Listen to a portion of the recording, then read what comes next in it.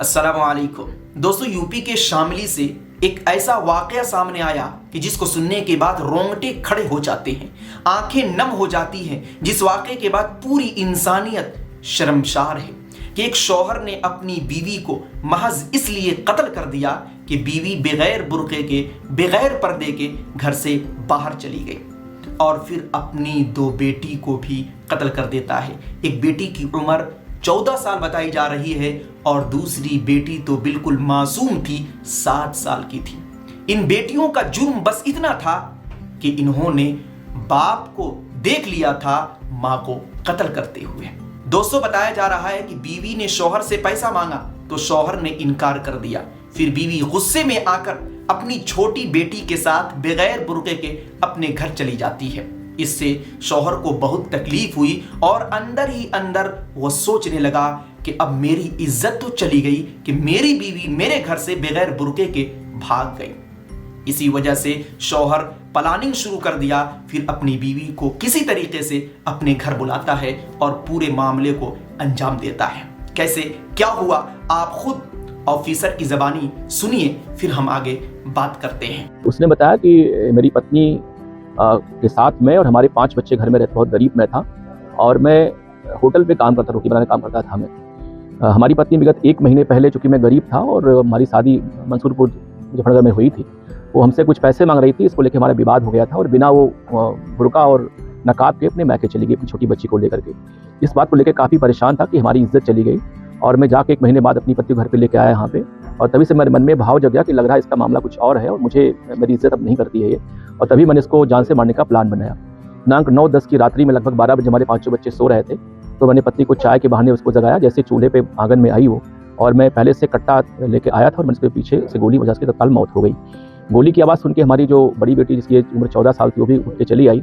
हमने उसको पीछे से गोली मारी, उसकी मौत हो गई। और उस गोली की आवाज़ को सुन के हमारी सबसे छोटी बेटी, जिसकी लगभग 6 साल थी, वो भी उठ के चली आई। हमने घर दबा के उसकी भी हत्या कर दी। और मैं प्लानिंग के तहत एडवांस में ही लगभग 6 दिन पहले अपने घर में ही शौचालय के गड्ढे के बहाने गड्ढा खुदवा रखा था और रात ही में मैंने इन तीनों डेड बॉडी को गड्ढे में डाल के दफना दिया और ऊपर से मिट्टी डाल दी। हमारे 3 अन्य बच्चे, जो 2 बेटे बेटी थे, वो सोते रहे, वो जगे नहीं, इसलिए मैंने उनको कुछ नहीं किया। और बाद में बच्चों के जगने पर पूछते मैंने बताया कि तुम्हारी माँ को मैंने भेज दिया, कहीं अलग किराए के मकान पर रहती हैं, क्योंकि पूर्व में वो अपने मैके जा चुकी थी 1 महीने, तो बच्चे भी उनको लगा कि हाँ वहीं होगी इस समय। ओहो अफसोस। दोस्तों, पर्दा नहीं किया ये गुनाह उसका था, पर कत्ल करके सारा गुनाह अपने सर ले लिया। बेटी मासूम थी और माँ बेबस, पर जुल्म करके दिल को रुसवा कर लिया।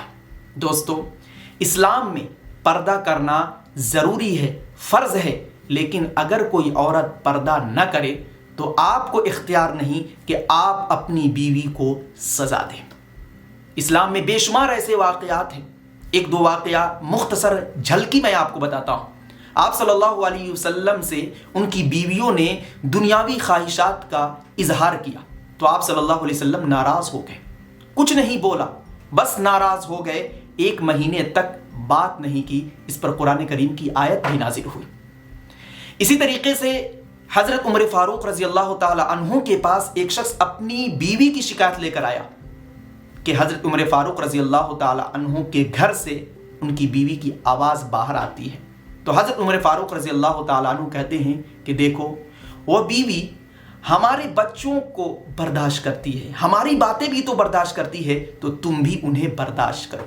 तो दोस्तों, इस्लाम में पर्दा करना ज़रूरी तो है, लेकिन अगर कोई ना करे तो आप ज़ोर ज़बरदस्ती भी नहीं कर सकते हैं। नसीहत कर सकते हैं, समझा सकते हैं, हिदायत की दुआ कर सकते हैं। अगर इसके बावजूद आपकी बीवी नफरमानी पर उतरती है तो फिर आपके पास आखिरी रास्ता है कि आप अपने आप को उनसे अलग कर ले, यानी तलाक दे दे। लेकिन जो ये वाक़या पेश आया ये बिल्कुल गलत है, बहुत ही अफसोसनाक वाक़या है। इसको सुनकर तो मेरा कलेजा मुंह को आ जा रहा है।